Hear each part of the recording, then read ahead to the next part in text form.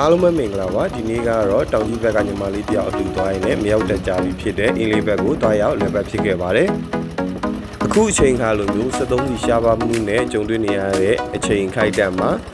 အင်းလေးထဲမှာသွားလာလှုပ်ရှားနေတဲ့သူတွေဘယ်လိုအခြေအနေရှိကြလဲပြည်တွင်ဖျားဘူးလေးလာရေးခီးသွားတဲ့ခီးသွားတွေရောရှိကြလားအင်းလေးမှာစိုက်ပျိုးရေးလုပ်ငန်းလုပ်ကြတဲ့တောင်သူကြီးတွေရောပုံမှန်လုပ်ငန်းဝင်နေကြရဲ့လားအင်းလေးမှာလက်ပတ်သွားလာတဲ့ဆက်လီကားတွေရောဘယ်လောက်ရှိပြီလဲ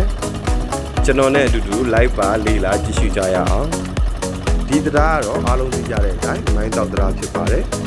ဒီတစ်ခေါက်တော့ညောင်ရွှေဆက်လီဂိတ်ကနေစီးတာမဟုတ်ဘဲနဲ့မိုင်းတောက်ဆက်လီဂိတ်ကနေပြီးတော့မှအင်းထဲကိုသွားရောက်လက်ပတ်ခဲ့တာဖြစ်ပါတယ်ဒီတစ်ခေါက်အင်းထဲကိုလေတဲ့ဆက်လီကားကတော့ပုံမှန်တဲ့အနည်းငယ်များတာကိုတွေ့ရပါတယ်ဒီတစ်ခေါက်ကျွန်တော်တို့သွားလဲတဲ့နေရာတွေကတော့ဒီမိုင်းတောက်ဆက်လီဂိတ်ကနေဖောင်တော်ဦးဖျားကနေမှပတ်ဝန်းကျင်ကရွာတွေကိုလမ်းလျှောက်တယ်ပြီးတော့ဒီမိုင်းတောက်ဆက်လီဂိတ်ကိုပြန်လာတယ်ဒီပြန်လမ်းမှာဘူရဲကိုခဏဝင်နဲ့တပ်ပုံရိုက်တယ်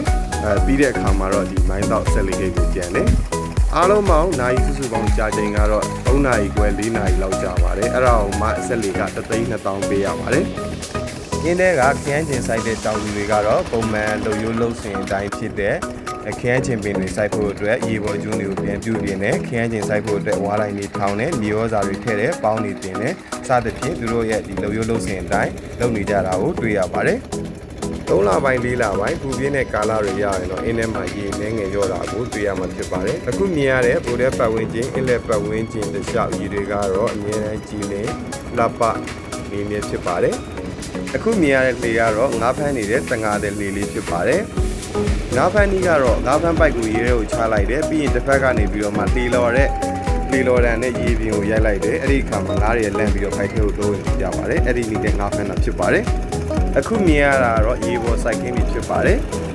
ခရဲကျင်တီကိုအဓိကထားပြီးတော့စိုက်ပျိုးကြပါတယ်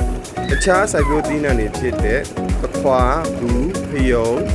ဂေါ်ရကားသီးတွေကိုလည်းယာတီလိုက်စိုက်ပျိုးကြပါတယ်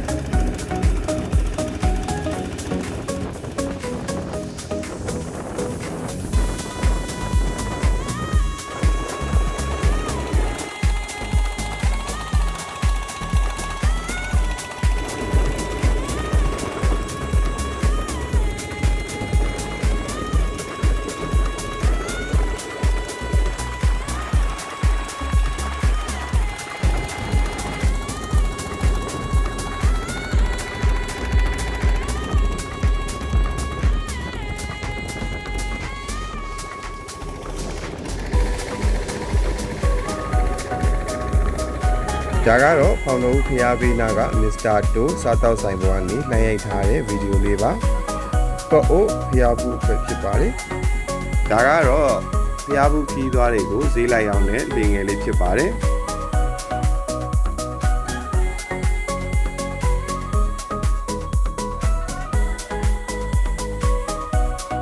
ဖောင်တော်ဦးဖျားပတ်ဝန်းကျင်ကိုတွေ့မြင်ရတဲ့အနေအထားဖြစ်ပါတယ်ဖောင်တော်ဦးဖျားပတ်ဝန်းကျင်ကအခုလိုမျိုး3လပိုင်း4လပိုင်းကာလကိုရောက်လာပြီဆိုရင်ရေရော့လာတတ်ပါတယ်အခုလိုမျိုးခီးသွားဖျားဘူးနေတဲ့ကာလမှာဖောင်တော်ဦးဖျားကိုလည်းလိုအပ်တဲ့ပြင်ဆင်မှုတွေလုပ်နေတာဖြစ်ပါတယ်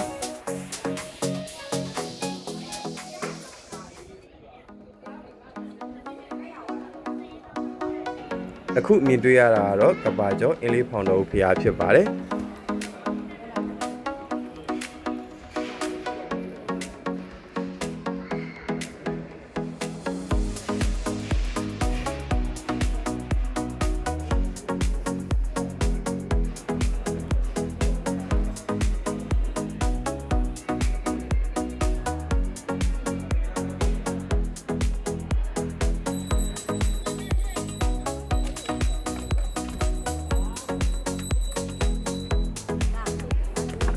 ဖောင်တော်ဦးဖျားပတ်ဝန်းကျင်မှာအမြဲတမ်းရောင်းနေကြအမတ်တရပစ္စည်းရောင်းဆိုင်လေးဖြစ်ပါတယ်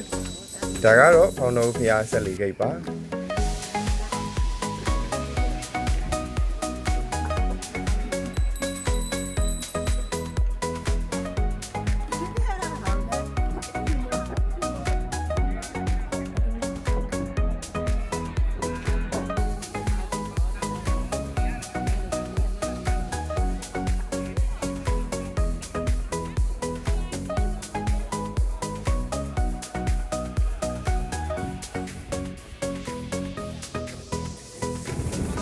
ဒါကတော့ဖောင်တော်ဦးဖျားကနေဘူရဲကိုသွားတဲ့လမ်းမှာ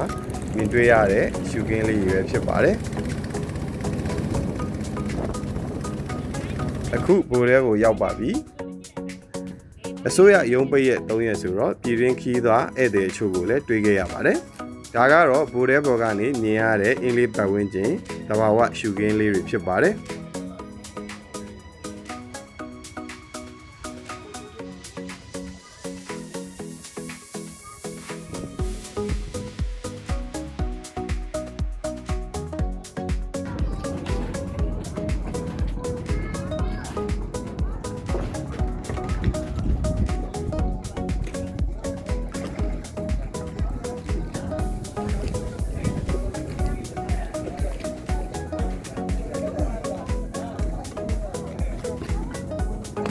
ဘူရဲဘော်မှာတော့စားတောက်ဆိုင်အချို့ကိုပရီမီယံမှာဖြစ်ပါတယ်